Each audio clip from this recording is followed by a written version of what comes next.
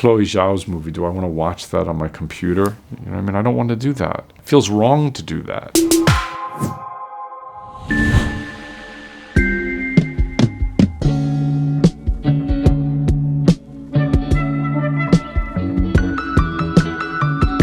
I saw a double feature of Apocalypse Now and Dr. Strangelove at the Carnegie Hall Cinemas, which no longer exists. They had an escalator that went down into the basement below Carnegie Hall, and they literally served cappuccino, and after the movie you'd have your cappuccino and argue about the film.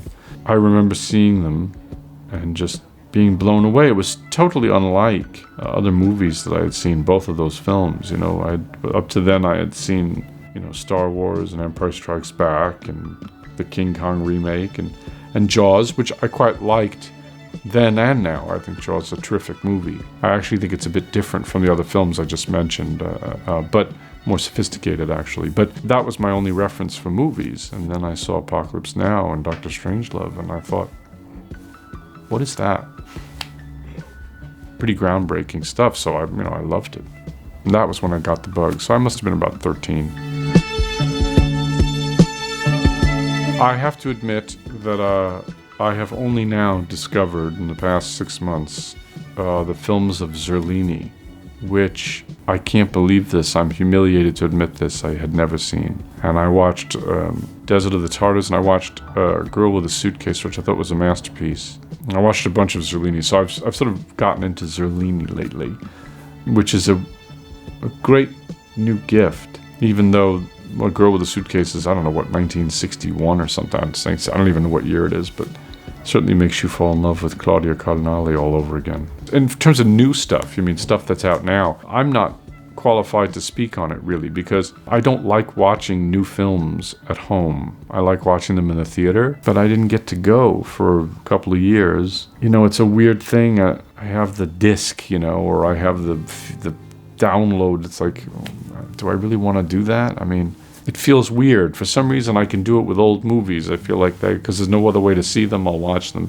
But, you know, Chloe Zhao's movie, do I want to watch that on my computer? You know what I mean? I don't want to do that. It feels wrong to do that. I will catch up. I will. I promise you that. I just felt the need to get intimate with members of my family and my memories, and to do the opposite of going all the way out to Neptune, but to go back inside the womb, sort of. It was very much a conscious effort to rediscover my love for the medium, rediscover why I want to do it.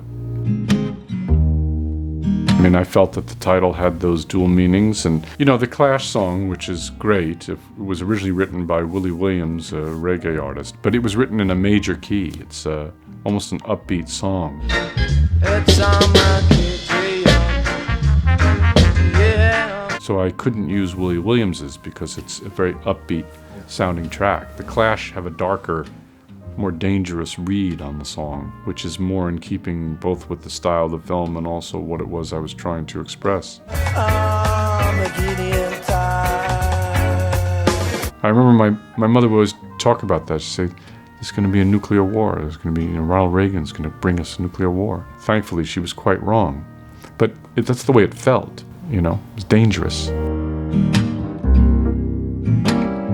I said, we're making a ghost story. During lockdown, I had read Swann's Way. Swann's Way has that incredible closing, you know, which is about the streets and the houses and the buildings that, you know, we think are permanent. They're really temporary, just like memories are, just people's lives are temporary. And there's something very beautiful about that sense of the ephemerality of it all. And that's what I was trying to get into the film. You know, it's why at the end of the movie, that he's walking away from his school and you see the empty classroom and the empty dining room. It's like all these people are gone now.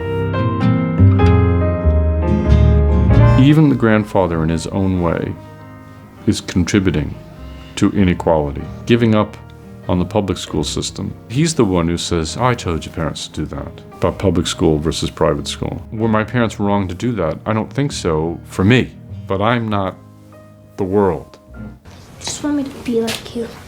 What? You just want me to be like you. No, big boy. I want you to be a whole lot better than me. That's what I want. You got that? When you give up and you start to step outside the system, you become a small part of the problem. We're all guilty, in a way, of participating in a system, every one of us, because every life lives with some degree of ethical compromise, right? You buy a sneaker or a shoe that's made in some country where the worker is 12 years old, and you don't think about it, right? You just buy the shoe. So everything comes with a level of compromise to it. That's built into our lives. We accept that. But it doesn't mean it's without cost.